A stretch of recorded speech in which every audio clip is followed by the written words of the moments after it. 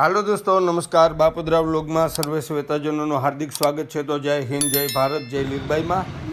અને આપણે આજે પ્રાચીન એવી જગ્યા છે તેને વિઝિટ કરીએ છીએ, જોઈએ છે. અને સદીઓ જૂનું મહાદેવનું મંદિર છે, તમને બતાવું છું. અને કેટલા ભક્તજનો અહીંયા અવિરત ચાલુ જ હોય છે.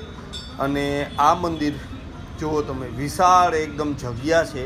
સાધુ સંતો અને ભક્તજનો અવિરત ચાલુ જ હોય છે. કેટલી ભીડ છે જોવો જોઈએ. અને માનવામાં આવે છે કે આ મંદિરનું નિર્માણ રાજા ભાવસિંહજીએ કરાવેલું હતું. અને અહીંની શિવલિંગ છે તે ગાડામાં લઈ એવું માનવામાં આવે છે.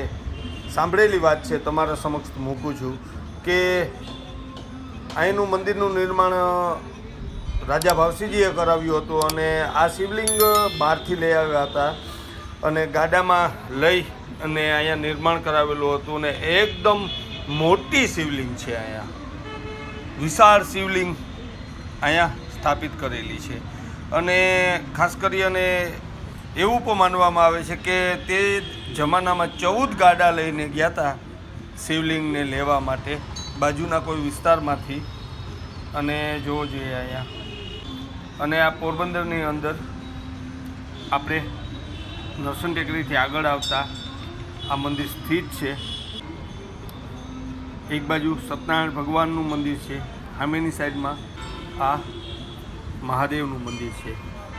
તો આ રીતના આ મંદિરનું નિર્માણ થયું હતું અને સદીઓ જૂનું મંદિર છે. અને એક મંદિર એવું પણ છે આપણે અહીંયા, કેદારેશ્વર મંદિર, કે જે આપણે કીર્તિ મંદિર સાઈડ જઈએ તો ત્યાં આવેલું છે. એ મંદિર પણ એટલું જ જૂનું છે. એ પણ રાજાશાહીના વખતનું છે.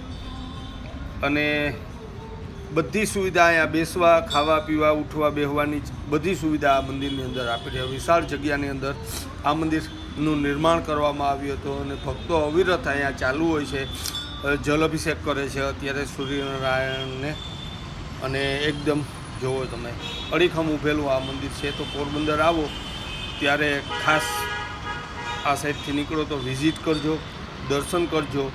અને એકદમ પ્રાચીન મંદિર છે. પ્રાચીન નકાશી, ડિઝાઇન અને અદ્ભુત કલાનું આયોજન કરેલું અહીંયા દ્રશ્યમાં મૂકેલું છે.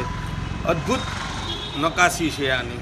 તો કેવું લાગ્યું મને કોમેન્ટ બોક્સમાં કહેજો. આપણે પાછા નવા બ્લોકમાં મળશું. ત્યાં સુધી જય હિન્દ, જય ભારત, જય લીરબાઈમાં. અને ખાસ કરી અને આવો તો એક વખત મુલાકાત જરૂર આ સાઈડ લેજો.